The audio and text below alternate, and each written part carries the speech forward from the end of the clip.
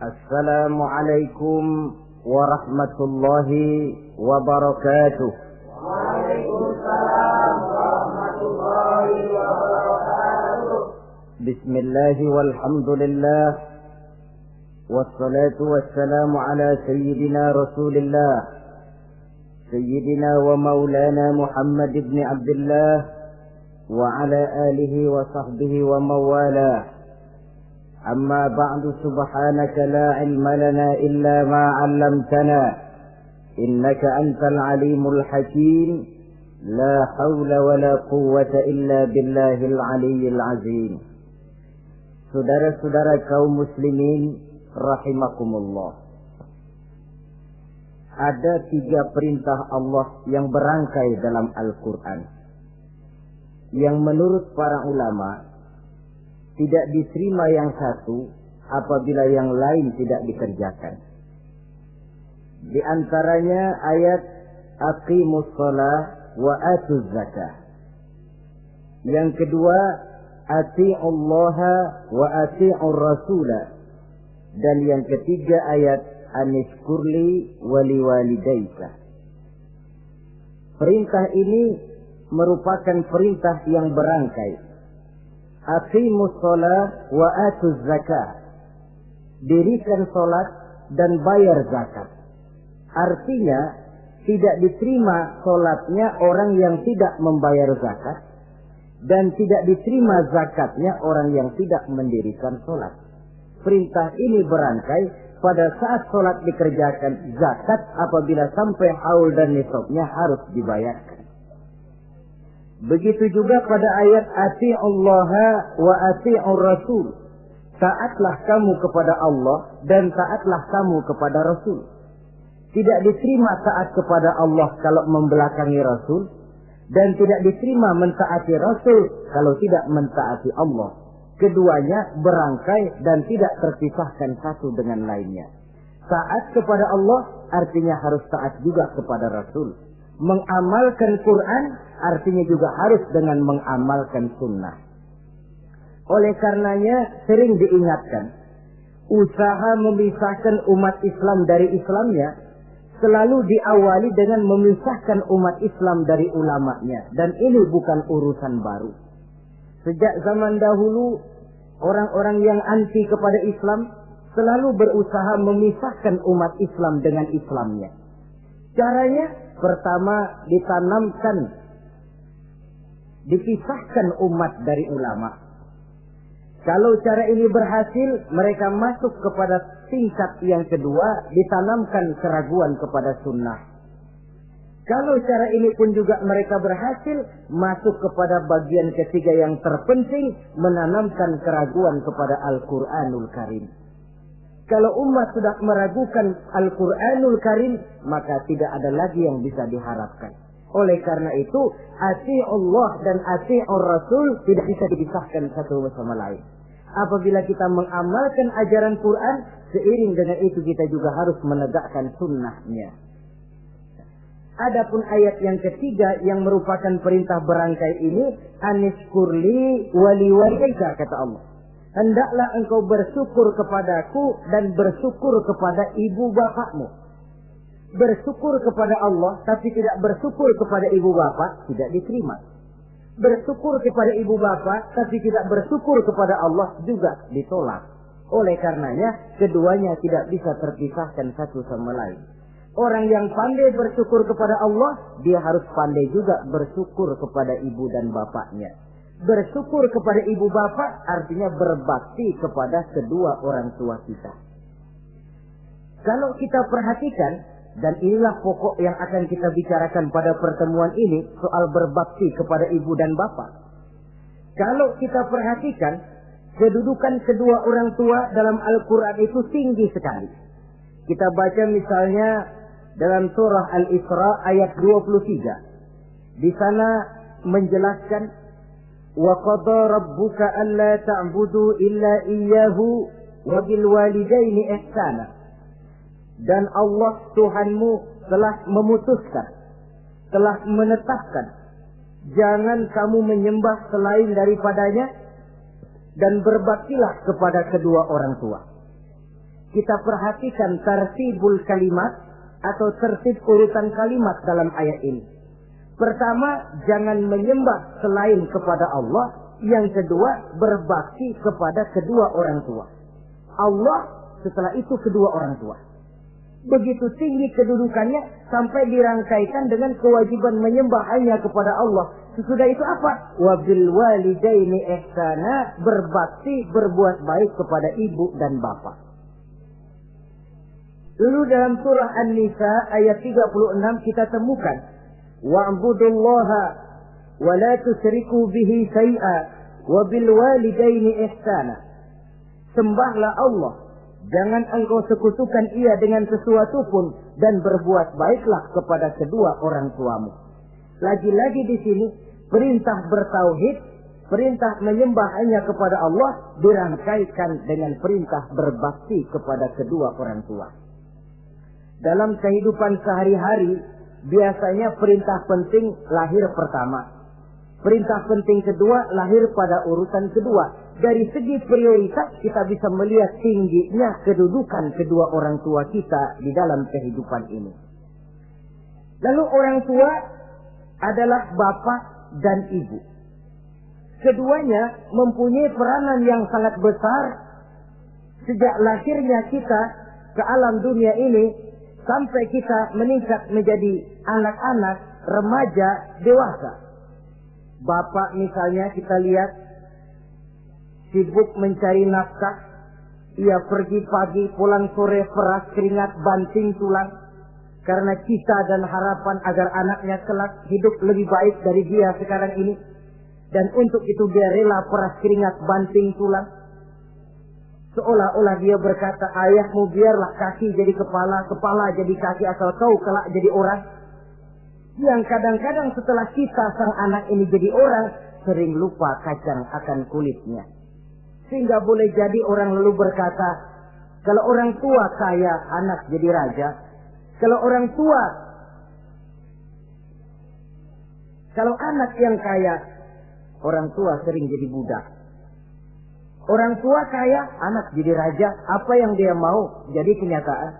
Tapi kalau anak yang kaya, kadang-kadang orang tuanya yang jadi budaknya. Lalu di samping sibuk mencari nafkah, bapak juga memberikan perlindungan dalam kehidupan ini. Menjadi simbol wibawa yang pada suatu saat kita akan merasakannya kalau dia sudah tidak ada. Begitu barangkali kecenderungan orang, seperti kata Imam Al-Ghazali, kamu baru merasa pentingnya suatu nikmat kalau dia sudah hilang dari diri kamu. Kita baru terasa pentingnya sehat kalau lagi sakit. Baru tahu pentingnya gigi kalau lagi sakit gigi. Baru tahu pentingnya telinga kalau lagi budak. Tetapi pada saat normal, kita menganggap itu sesuatu yang biasa.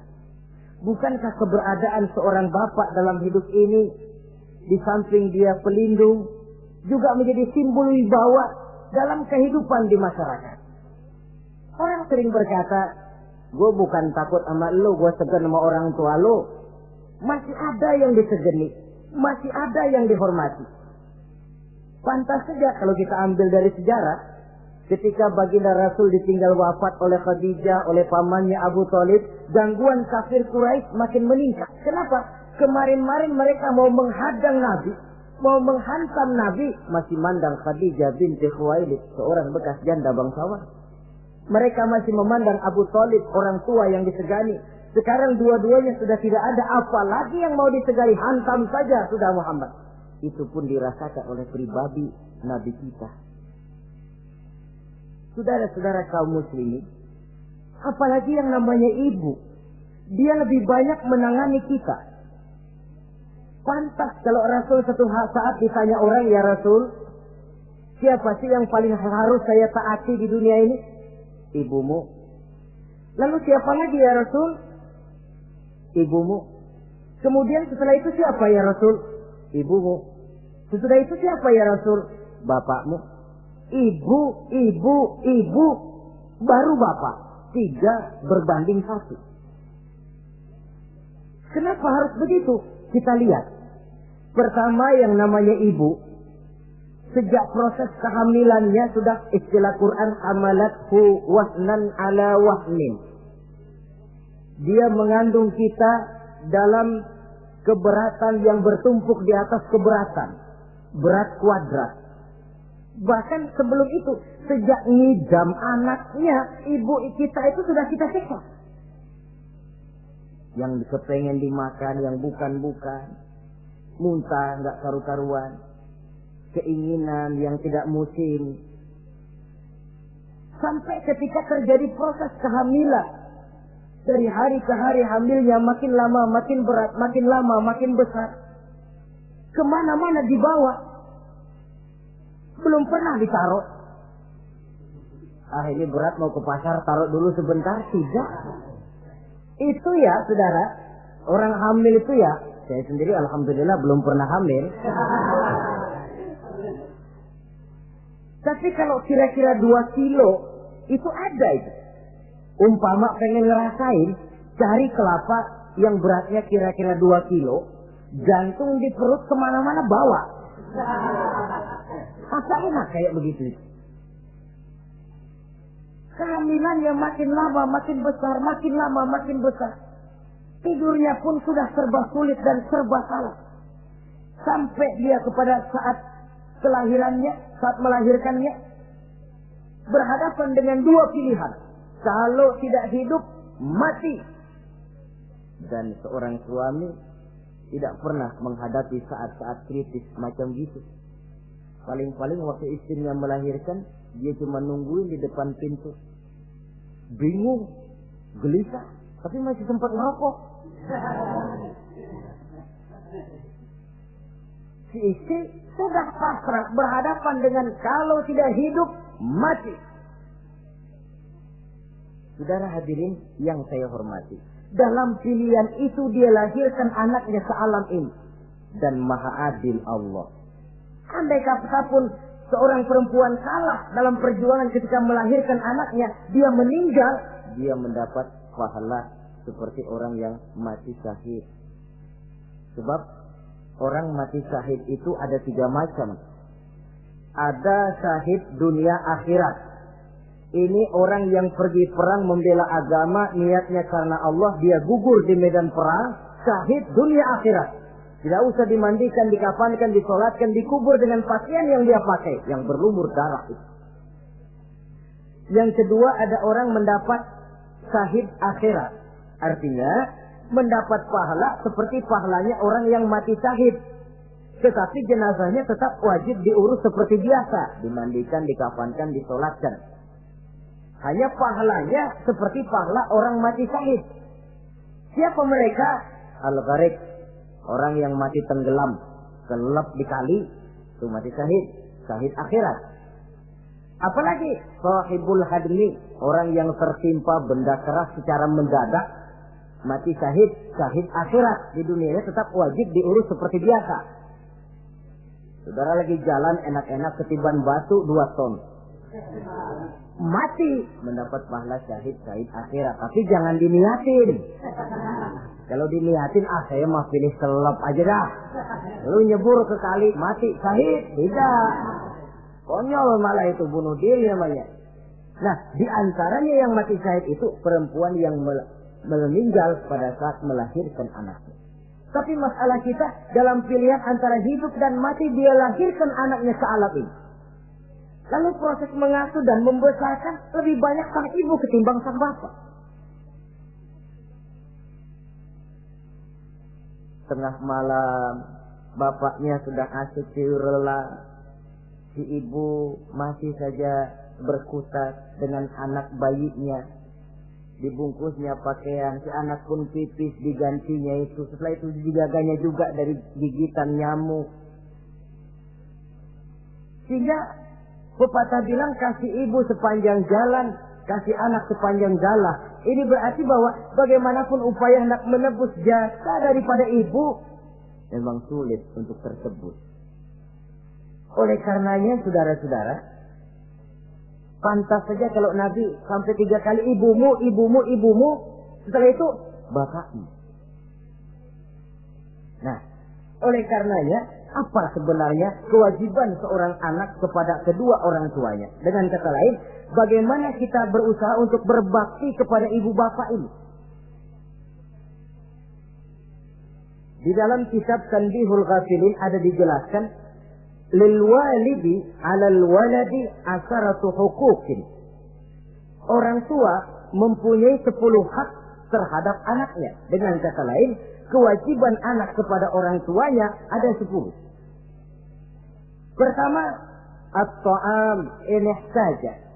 Memberikan kedua orang tua makan kalau dia keduanya memerlukan makanan. Malah yang lebih ideal dia usahakan agar makanan yang diberikan kepada kedua orang tuanya lebih baik dari yang dia makan sendiri. Kita kadang-kadang beli juga kue, buahan, tapi kita sortir dulu. Ini rambutan yang kontes-kontes kasih babak sono. Saudara hadirin yang saya hormati, suatu saat Nabi Musa pernah memohon kepada malaikat Jibril, "Ya Jibril, tolong tunjuki siapa kira-kira teman saya di surga nanti." Lalu Jibril mohon kepada Allah, Allah memberitahu Jibril kasih tahu Musa, temannya di surga nanti tukang daging di pasar, jualannya di pojok parasnya begini-begini, semin. Nabi Musa ingin tahu apa keistimewaan tukang daging ini, kok akan jadi teman saya di surga nanti. Dia samperin, "Assalamualaikum." "Waalaikumsalam." Lalu kenalan. Setelah datang waktu pulang, Nabi Musa ikut ke rumah tukang daging ini.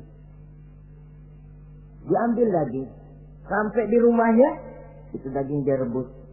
Dia rebus, matang, dia hidangkan kepada ibunya yang sudah tua renta, disuapinya ibunya. "Tiap hari kamu kerjakan ini?" "Tiap hari," kata si anak tadi. "Saya beri makan kedua orang tua ibu saya yang sudah tua renta itu." Si ibu setelah disuapin oleh anaknya berdoa, "Allahumma ja'al ibni jalisa Musa fil jannah." Ya Allah, jadikanlah anak saya ini teman Nabi Musa di surga nanti. Amalan si anak cuma nyuapi ibunya, tapi doa ibunya itu yang dijawab dan diterima oleh Allah. Si ibu berdoa, "Ya Allah, anak saya ini jadikan teman Nabi Musa di surga nanti." Allah kabulkan doa ibu yang tiap hari disuapi diberikan makan oleh anaknya. Jadi taruhlah kita sebagai anak ini, ibadah kita barangkali menyebabkan doa kita belum begitu diterima oleh Allah. Permohonan kita barangkali masih nyangkut di langit. Tapi jikalau kita bisa menyenangkan hati ibu bapak kita yang mendoakan kita, insya Allah makbul. Sebab orang tua itu doanya makbul, sumpahnya juga manjur. Kalau ibu sudah berkata, "Nak, air mata yang tertumpah terurai untuk mengasuh dan membesarkanmu, nak. Air susu ibu yang kau minum sampai kau tumbuh menjadi dewasa semacam ini, seluruh cucuran keringat dan jerih payah ibu rela, nak. Mudah-mudahan kau jadi orang berguna. Insya Allah hidup ada berkahnya." Tapi kalau hati orang tua sudah masgul, apalagi sampai keluar sumpahnya, banyak legenda-legenda, entah itu yang namanya si Malin Kundang, anak durhako, entah itu riwayat-riwayat lain yang menjelaskan bahwa tidak ada keberkahan yang bisa tegak tanpa doa dari ibu dan bapak. Saudara-saudara kaum muslimin yang saya hormati, memberikan makan kepada kedua orang tua. Sekarang kalau kedua orang tua mampu bagaimana? Tidak jadi soal. Tidak jadi soal orang tua mampu atau tidak kita memberikan, mengirimkan makanan. Apalagi kalau orang tua kita sudah lanjut usianya, ialah kalau umur 40-50 tahun masih bisa makan sendiri. Tapi pada saat saudara yang berbahagia dikaruniai orang tua berumur panjang, 70, 80, 90 tahun, sesuai dengan janji Allah, "Wa man nu'ammirhu nunakkishu fil khalqi." Siapa yang kami panjangkan umurnya, kami kurangi bentuk kejadiannya. Artinya berkurang nikmat Allah itu. Panjang umur, nikmat berkurang. Artinya mata sudah lamur, pikiran sudah rada pikun. Nunakkishu fil khalqi. Berkurang kejadian asalnya itu. Kesempurnaannya sudah tidak ada lagi. Mengurus orang tua macam begitu memang kalau nurutin pegelnya ya makan nasi. Kadang-kadang karena pikun pagi-pagi pengen kita beli es puket. Makan. Lagi zaman susah tukang bubur kepengen makan bubur. Tapi di situ ujian.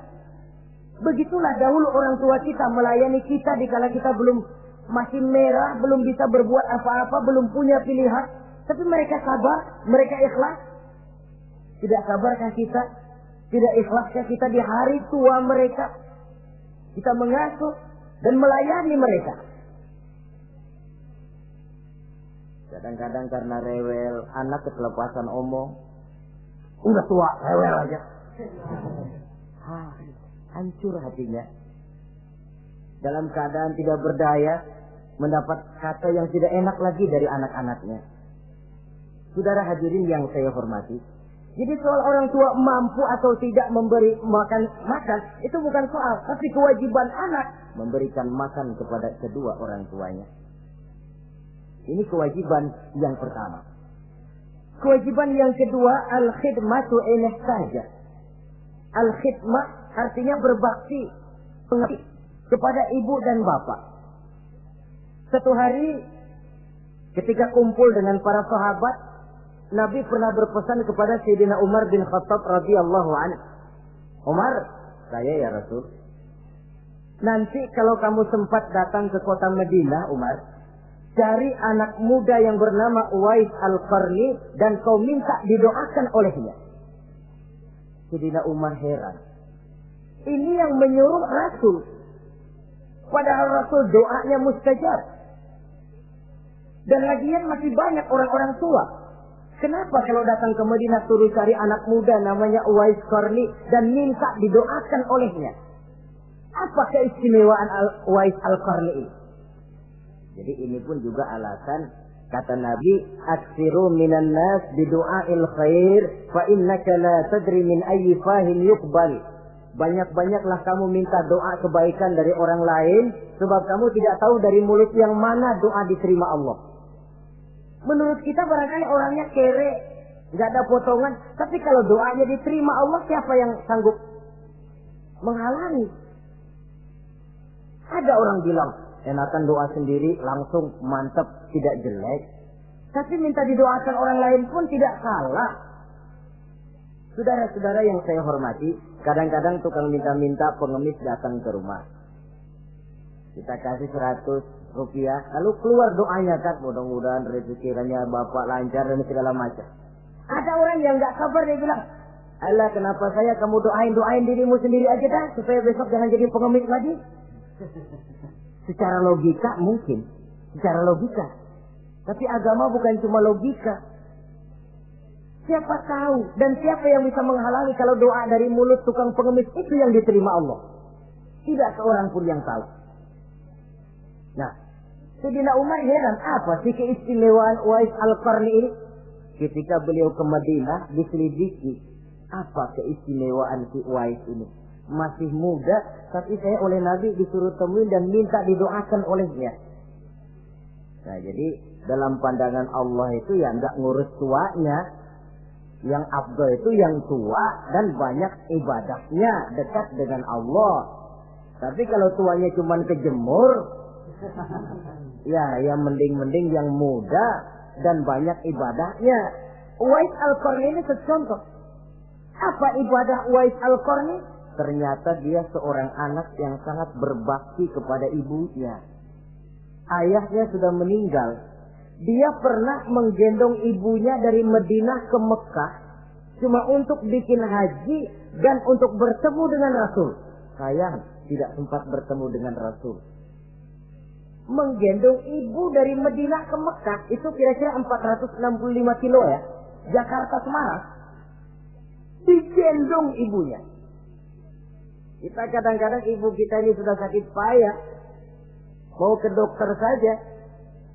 Masih manggil orang, tolongin gotongin mak gua no. Masih minta tolongin. Berat kita. Uwais Al-Qarni menggendong ibunya cuma untuk menunaikan ibadah haji dan bertemu dengan Rasul. Rupanya karomahnya itu muncul karena dia merupakan anak yang sangat bakti kepada ibunya.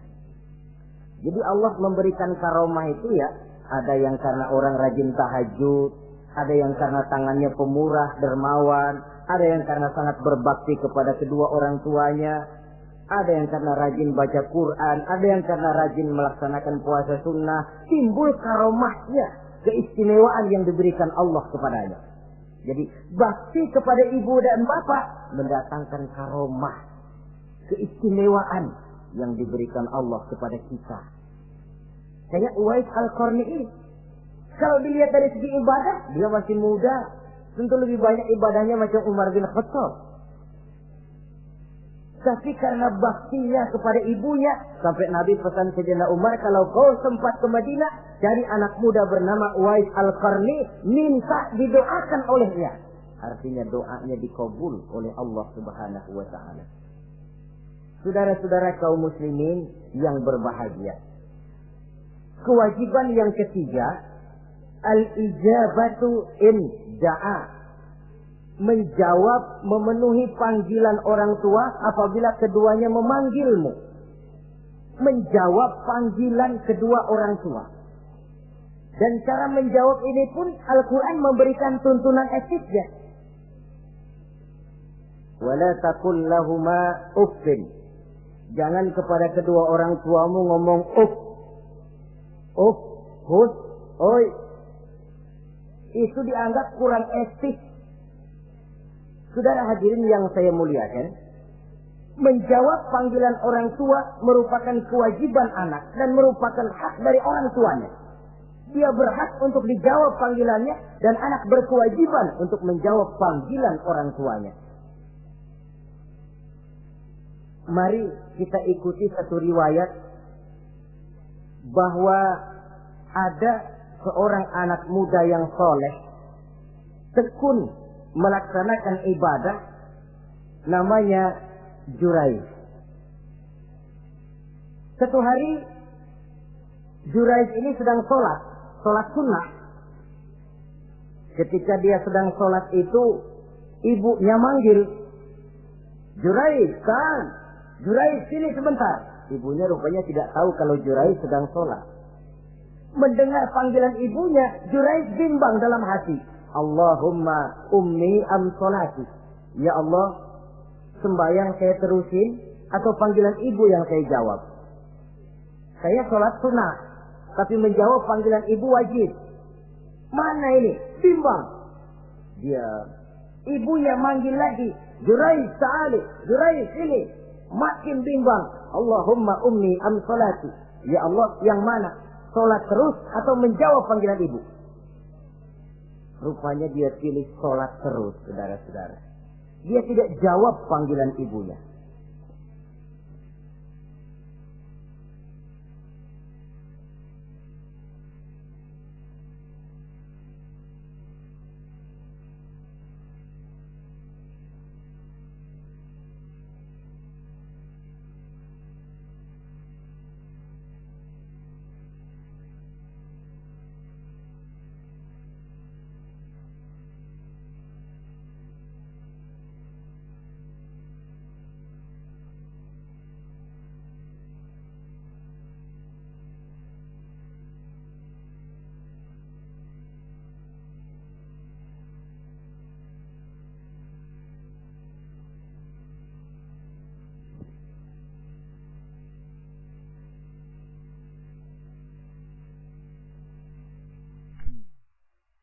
Karena panggilannya tidak dijawab ini, mangkel rupanya hati sang ibu. Ya Allah, Jurayj ini, saya lahirkan dia antara pilihan hidup dan mati. Saya asuh dan saya besarkan dia. Cuma saya panggil tidak mau menjawab, sakit hati saya. Keluar katanya, ya Allah, jangan mati Jurayj sebelum dia bertemu orang jahat. Nah, berlalulah riwayat ini. Hari berganti hari, bertukar minggu pergi, datanglah bulan. Kesolehan anak muda yang bernama Jurayj ini terkenal ke seluruh kampung. Dan biasa, kalau ada orang yang soleh, apalagi dia masih muda, yang usil banyak. Dan yang usil ini selalu berusaha mencari jalan bagaimana menghancurkan Jurayj ini. Saudara hadirin yang saya hormati, akhirnya mereka begini aja. Jurayj kan masih muda, kita goda pakai harta. Ah, tidak mungkin. Jurayj itu bukan orang yang mata duitan, dia tidak akan luluh oleh harta. Kita tawarkan kedudukan, juga tidak bisa. Begini saja. Dia kan masih muda tuh. Iya. Umpanin perempuan aja dah. Kirim cewek yang agak kece.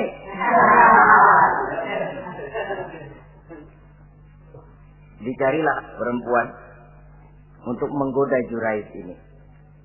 Sampai satu malam Juraij sedang ibadah di mihrab dalam masjid. Masuk perempuan ini dengan langkah gemulai, dengan suara merdu mendayu-dayu, mencoba merayu, membujuk, memperdaya, mempesona Juraij. Tapi nggak kena. Sejak dari berpakaian lengkap si perempuan ini, sampai bahasa Arabnya Uryanun Thalik, tanpa sehelai benang pun lagi lekat di badannya. Menggoda Juraij, memegang Juraij, muter-muter di depan Juraij, tanpa selembar benang pun lekat di badannya. Juraij mantap. Si perempuan karena sudah kadang merasa dibayar lalu nggak berhasil kan malu. Akhirnya dia keluar dari masjid, dia pergi ke sebuah kampung, di sana dia berzina dengan seorang pengembala kambing dan hamil. Ketika hamilnya besar, si perempuan ini kemana-mana pidato. Saudara-saudara, kenal nggak Juraij? Kenal. Yang katanya rajin benar ibadah tuh, yang mainannya di masjid melulu, yang mainannya tasbih melulu. Nih, perut saya nih. Dia urusannya tuh. Juraij, apa betul? Bohong. Akhirnya Juraij dicari orang, macam-macam, yang caci maki, bahkan ada yang nyambitin pakai batu sampai berdarah kakinya, berdarah tangannya. Caci maki orang sudah nggak karu-karuan. Masjid lu ya, topeng doang lo. Saudara hadirin yang saya hormati, kita lihat di sini, Juraij sedang sholat sunnah, dipanggil oleh ibunya, tidak menjawab. Cuma itu ilasnya. Dan ibunya pun tidak tahu kalau Juraij sedang sholat. Keluar omongan yang tidak enak dan omongan itu manjur. Kata Juraij, saudara-saudara begini, apakah di antara saudara-saudara ada yang lihat saya melakukan zina dengan perempuan ini? Tidak ada. Lalu atas dasar apa saudara menuduh saya? Ya pengakuan si perempuan tadi. Nggak bisa dong kalau nggak ada saksi. Sekarang begini saja. Bagaimanapun saya ngotot, saudara nggak percaya, kita tunggu saja sampai si bayi ini lahir. Kita tanya dia nanti siapa bapaknya. Baiklah kalau begitu. Ditunggulah saat kelahiran sang bayi. Begitu bayi itu lahir ke alam ini, bron merah, masih orok. Setelah dibersihkan, ditekan perutnya oleh Juraij. Ya gulam, kul man abuk. Bayi, tolong kasih tahu siapa bapakmu. Dengan izin Allah itu orok, bayi yang masih merah ngomong, bapak saya tukang ngangon kambing di kampung Ano. Kata Juraij tuh kan, gua tuh juga bukan gua ya. Gak percaya sih ente, main sabot aja. Begini akhirnya nih, ternyata sedang sholat sunnah dipanggil, tidak menjawab, ibunya mangkel, keluar omongan tidak enak, itu masih manjur. Apalagi kalau nggak lagi ngapa-ngapain, dipanggil nggak jawab, atau menjawab dengan panggilan yang nyakitin hati, tentu saja lebih manjur lagi ucapan orang tua kita itu. Saudara-saudara yang saya hormati, jadi kewajiban ini al-ijabatu inda'a, menjawab apabila dipanggil. Teorinya mudah ini, prakteknya yang sulit. Pada suatu saat kita sedang menghadapi urusan yang sangat penting, orang tua manggil. Pada suatu saat kita sedang menghadapi tamu untuk sesuatu yang vital, orang tua manggil. Pada saat semacam itu, seperti ada hadis, tuan rumah wajib menghormati tamu. Itu sih mudah dalam situasi normal. Tapi coba malam kita sudah nggak tidur, begitu mau tidur baru mau ngeliat assalamualaikum tamu. kondisi begini untuk mengamalkan hadis tadi bisa apa tidak menghormati tamu dalam kondisi yang memang kita ini sudah mestinya istirahat. Mestinya kan hati kita. Kamu nggak tahu diri banget, gue mau tidur. Datang. Kalau kondisinya normal, menghormati tamu bukan sesuatu yang sulit. Begitu juga menjawab panggilan orang tua ini. Kalau kondisinya normal, mudah. Tapi dalam kondisi di mana kita berhadapan dengan pilihan ini atau ini, di situ akan kelihatan bakti anak kepada kedua orang tuanya. Yang keempat, kewajiban anak al-ita'atu in amara ghairi maksiyatin. Taat kepada ibu bapak sepanjang perintahnya tidak untuk maksiat kepada Allah. Kalau sudah perintahnya untuk maksiat, gugur kewajiban untuk taat. Umpamanya ada orang tua ngajak anaknya, "Nak, Om, warung pojok yuk." "Ngapain, Mbak?" "Kita teler." Umpama anak tidak wajib taat. Atau ada orang tua musyawarah sama anaknya, "Nah, gimana kalau kita pindah agama saja?" Tidak wajib taat. Sepanjang perintah itu tidak untuk melakukan maksiat kepada Allah, anak wajib taat. Dan jangan lupa, kewajiban taat kepada kedua orang tua di bawah kewajiban taat kepada Allah dan Rasulnya. Allah dan Rasulnya, setelah itu ibu bapak. Apabila perintah tidak untuk melakukan maksiat, maka anak wajib untuk melakukan taat kepada kedua orang tuanya. Ini kewajiban yang keempat. Apatah lagi kalau cuma sekedar diperintah ngaji, diperintah sekolah, diperintah melakukan membantu pekerjaan yang ada di rumah. Itu sudah perintah yang di samping bermanfaat buat keluarga, juga menyangkut hari depan kita sendiri sebagai anak.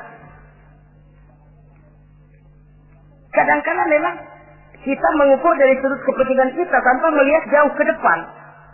Misalnya, ada anak pulang sekolah, langsung ambil layangan sama benang berangkat ke lapangan. Orang tua, karena melihat jauh ke depan, anak ini lelahnya belum hilang. Dipanggil, "Nak, pulang nak, jangan main layangan. Sini dulu kau istirahat, makan, sholat, tidur siang nak. Nanti bangun tidur barulah main." Si anak mungkin hatinya ngedumil, "Bapak, orang main layangan aja dilarang." Ini kesan yang timbul. Orang main layangan saja kok dilarang. Padahal larangan ini adalah untuk kemanfaatan dan kemaslahatan si anak itu sendiri. Tapi anak tidak mau mengerti. Yang dia tahu, dia dilarang main layangan. Itu cuma karena pandangannya yang tidak jauh menerawang ke depan. Pepatah bilang, sekejam-kejamnya macan tidak ada yang makan anaknya sendiri. Artinya, bagaimanapun kondisinya, orang tua itu tidak ada yang akan sampai untuk menyengsarakan anaknya. Saudara-saudara kaum muslimin rahimakumullah. Jadi yang keempat, kewajiban untuk taat sepanjang tidak melakukan maksiat kepada Allah Subhanahu wa taala. Yang kelima, at-takallum ma'ahu bil-lail. Apabila bercakap-cakap dengan kedua orang tua, hendaklah dengan tutur kata yang lemah lembut. Wala tanharhuma wala taqul lahumā uffin wa qul lahumā qawlan karīmā. Jangan membentak, jangan uff saja, hus saja, itu sudah tercela dan tidak boleh menurut ajaran agama. Apatah lagi sampai membentak, maaf, apalagi sampai melakukan tindakan kekerasan. Menendang orang tua, na'udzubillah, summa na'udzubillah. Memukul orang tua sendiri, Allah karim. Orang tua yang menyebabkan secara zahir keberadaan dia ke alam ini, sampai hati ditendang, dipukul, dibangkat-bangkati. Tidak ada kedurhakaan yang lebih berat selain daripada kedurhakaan kepada kedua orang tua sesudah orang menyekutukan Allah. Sehingga pantas kalau Nabi memberikan vonis, ridullah fi ridul walidain wa suhtullah fi suhtil walidain. Keredoan Allah di dalam keredoan ibu bapak, dan murka Allah pun berada dalam kemurkaan ibu bapak. Ibu bapak ridho, Allah insya Allah ridho. Ibu bapak murka, Allah murka.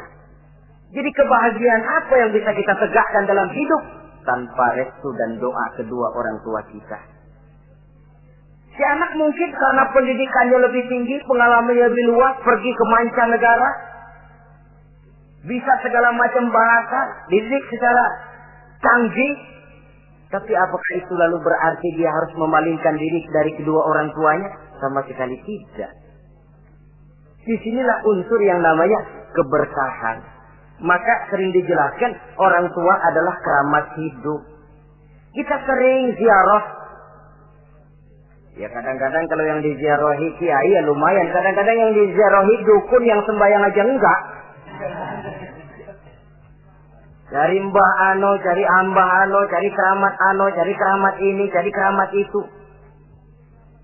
Dan jangan lupa di beberapa daerah yang namanya kiai itu ya, yang disebut kiai, bukan cuma orang yang ngerti agama. Ya kalau saudara ke keraton Jogja mana segala gerobak namanya kiai. Iya toh, kereta kencana itu. Degung namanya kiai. Lalu jangan lupa itu. Misi Zending pertama namanya juga Kiai Sadrak itu. Kiai, tapi misi Zending. Kalau di sana itu kiai itu panggilan untuk yang dipertua. Kita ziarah cari keramat Mbah Buyut, Mbah Sapu Jagat, Mbah Brojo, macam-macam Mbah. Tapi kita lupa di rumah kita ada keramat hidup. Siapa itu? Ibu bapak kita. Sebelum jauh-jauhlah berziarah ke tempat-tempat yang lain, di rumah itu ada keramat yang hidup. Ibu dan bapak kita sendiri. Keramat hidup. Dengan doanya, hidup jadi berkah. Tapi kalau kita sakiti hatinya, hidup ini lalu jadi sempit, jalan bagai tertutup. Maka berbahagialah seorang anak apabila dia sudah sanggup melakukan satu bakti yang bisa menyenangkan hati kedua orang tuanya. Bercakap-cakap, berbicara dengan lemah lembut. Kadang-kadang di sebagian daerah ya sudah jadi kebiasaan. Manggil orang tuanya pakai elu aja. Bapaknya dianggap CS. Salaman juga main kedet aja. Halo be. Di samping bapaknya nggak boleh mulai, main buat aja.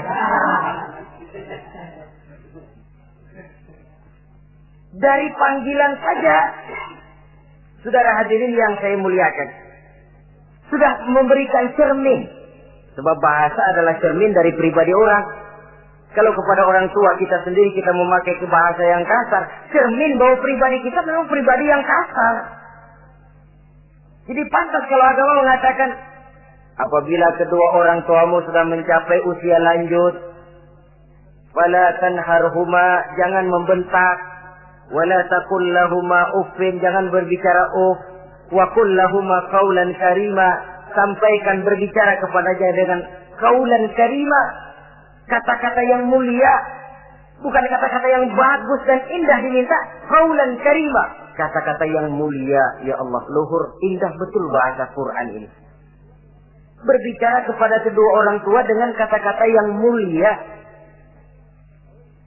Jadi sekedar, itu saja tidak boleh, konon lagi sampai membentak. Termasuk orang tua ini yang mertua. Kalau orang tua kan tiga loh.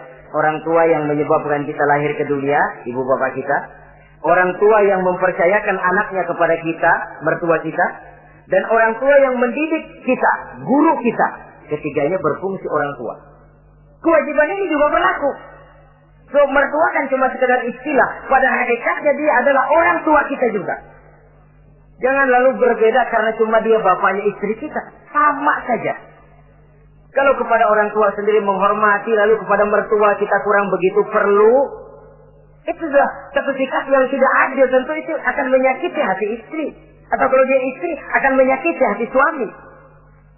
Berkata dengan kata-kata yang mulia. Saudara-saudara, yang keenam, in ihtaja ilal kiswah kasahu in qadar 'alaiha. Kalau dia perlu pakaian, berikan pakaian walaupun dia sendiri mampu membeli. Nah, antarin bapak beli kacamata yuk. Ayo pak, Sudah sampai di toko kacamata, bayar oleh anaknya. Walaupun si bapak punya duit dan si bapak yang ngajak beli, kewajiban anak bayarin. Jangan mentang-mentang bapaknya cuma minta dianterin, bener-bener nganterin. Bapaknya ngeluarin dompet cuek aja. Malah ada kembalinya, Pak. Wah, kembalinya ditarik. Ya, kalau anak belum punya penghasilan ya wajar. Yang kita maksud di sini, anak sudah mandiri dan punya penghasilan yang memadai, bahkan mencukupi untuk membantu orang tuanya. Saudara hadirin yang saya muliakan, dan ini juga kalau memang bisa, seharusnya orang tua kita pakaikan yang lebih baik dari yang kita pakai sendiri. Kalau bisa. Sebab nantinya sikap kita kepada orang tua kita itu akan jadi bahan bibir di masyarakat. Jangan ya, dia enak-enakan orang tuanya begitu aja ya. Mungkin di depan kita orang tidak bicara, tapi di belakang kita kok tegel ya, kok sampai hati ya. Dia enak-enakan berdiri di Menara Gading, tapi orang tuanya tiap hari kerja begitu berat. Saudara hadirin yang saya hormati, sekali lagi, di depan kita orang mungkin tidak berani bicara, tapi di belakang itu akan jadi buah bibir. Ini dari segi kita memelihara muru'ah. Yang ketujuh, al-masyu khalfuhu. Kalau jalan, mengiring. Artinya di belakang orang tuanya. Ini adabnya.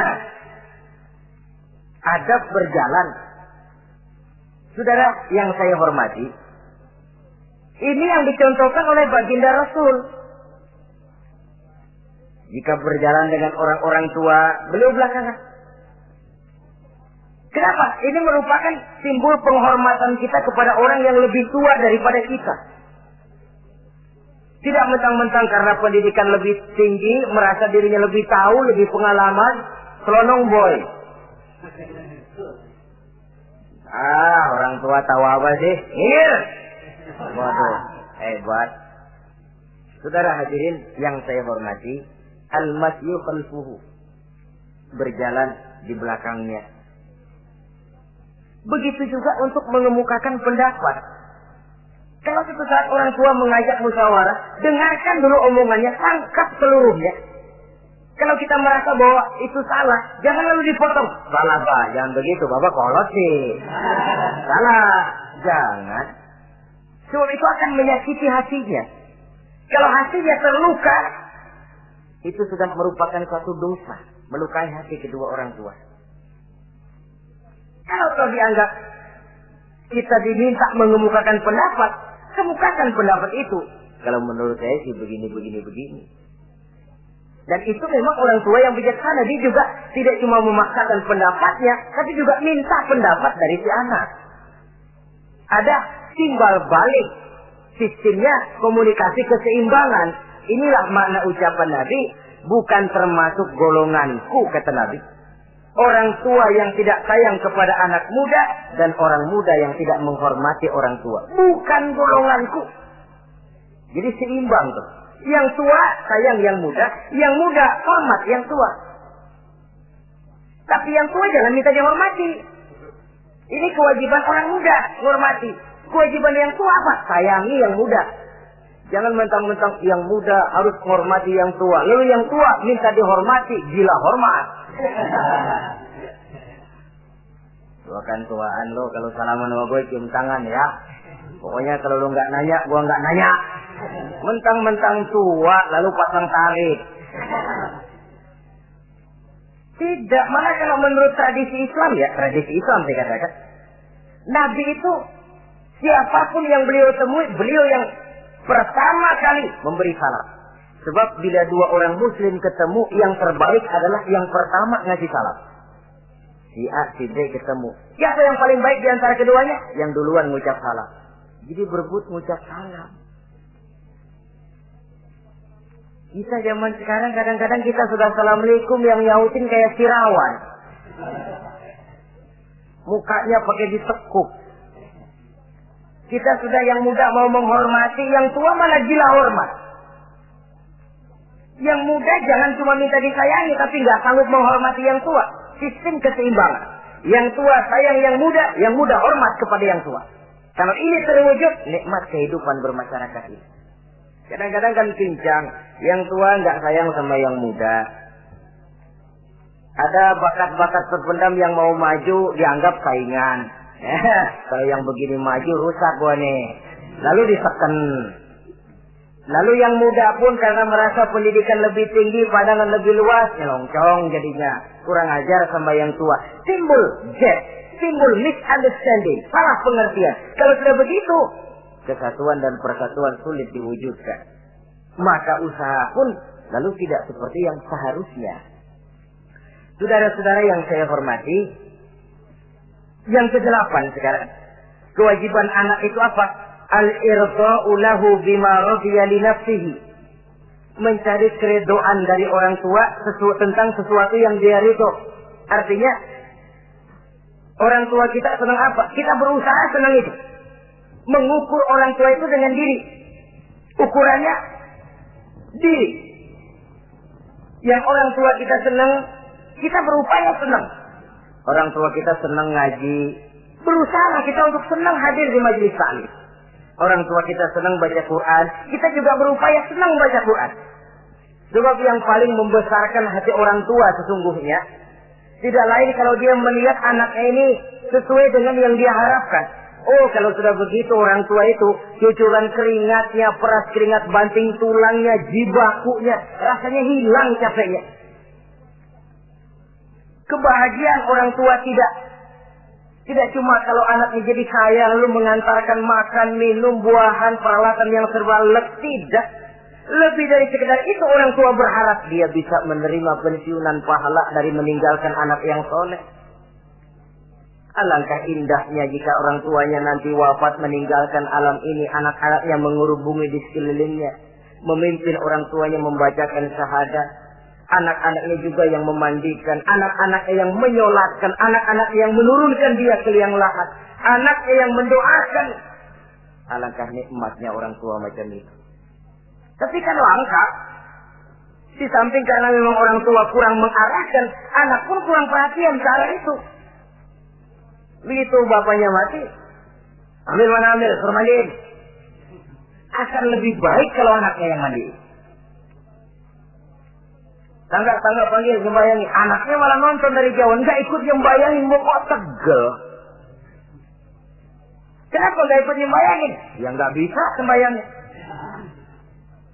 Ya kalau macam Abu Nuwas dulu enggak bisa, masih ada akal. Ikut sembayang jenazah. Dia enggak tahu kalau sembayang jenazah itu cuma diri, enggak pakai ruku, enggak pakai sujud. Imam takbir dia takbir, begitu takbir kedua dia kira ruku dia. Habis takbir lagi sujud. Orang-orang gak ada yang sujud. Bingung. Selesai ditanya dia, Bunda Was kenapa tadi pakai sujud? Dia bilang ini mayit dosanya kebanyakan.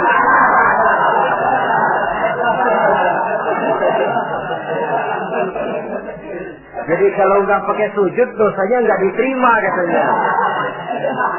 Dosanya nggak diampuni kalau nggak pakai sujud. Makanya saya pakai sujud. Itu sih akal-akalan.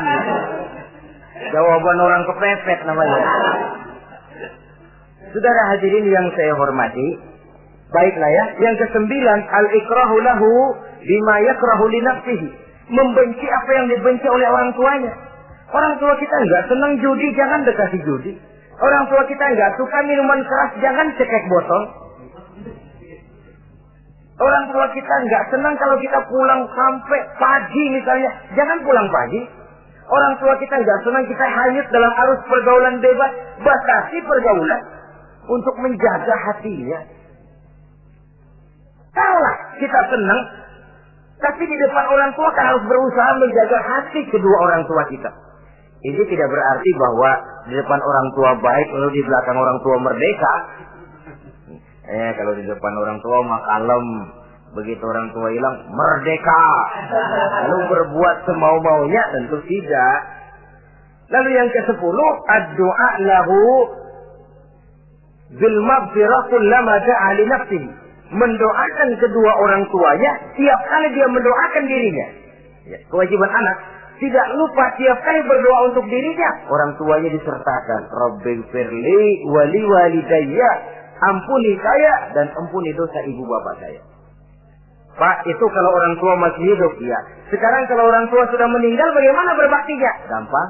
Pertama, antasila akrabaihima, bersilaturahmi dengan kerabat yang ditinggalkan oleh orang tuanya. Jadi jangan setelah orang tua mati lalu kehabisan obor. Orang tuanya kita senang, anaknya kita benci. Sama aja ngebenciin orang tuanya. Kan sering kejadian begitu. Zaman orang tuanya masih hidup, kawan medok, kawan lengket, orang tuanya udah mati, turunannya malah dimusuhin. Itu juga nyakitin orang yang sudah meninggal. Bersilaturahmi dengan kerabat yang ditinggalkan. Yang kedua, kalau orang tua sudah meninggal, cara berbuat baiknya bagaimana? Antastaghfira lahuma wa tad'u lahuma. Mohon ampun dan mendoakan keduanya. Itulah jadi orang soleh nikmatnya. Sudah mati pun kita masih kebagian doa. Orang soleh kemana-mana didoakan orang. Dia lagi tidur, ada yang sembahyang. Dalam tahiyat dia baca, Assalamu alaina wa ala ibadillahi sholihin. Ya Allah, berikan keselamatan kepada kami dan kepada hamba-hambamu yang soleh. Ini orang yang soleh, semua orang soleh kebagian doa itu. Walaupun dia lagi tidur, tidurnya didoakan orang. Dia sudah mati, kuburnya diziarahi orang, dibacakan doa. Lain kalau bajingan, liwat di kuburannya orang, serem. Bajingan kemarin mati dipendam di sono. Lu jangan liwat sono, lu kesurupan. Liwat orang, ngeri. Bagaimana lagi mau mendoakan? Yang ketiga, orang tua yang sudah meninggal itu cara berbaktinya, wa anta tasaddaqu lahuma. Kalau ada rezeki, bersedekah atas nama keduanya. Pak, 100.000 untuk pembangunan masjid, saya lihat pahalanya untuk almarhum kedua orang tua saya. Insya Allah sampai. Oh, kalau tidak sampai, Rasul tidak akan mengajarkan badal haji. Untuk apa? Diajarkan badal haji artinya amalan orang yang masih hidup ada kaitannya dengan orang yang sudah meninggal. Bersedekah atas nama kedua orang tua. Saudara hadirin yang saya muliakan, mudah-mudahan Allah menjadikan kita anak yang bisa berbakti kepada kedua orang tua kita. Amin. Ini sajalah pertemuan kita yang singkat ini. Terima kasih atas segala perhatian dan mohon maaf atas segala kekurangan. Usikum wa nafsi bi taqwallah.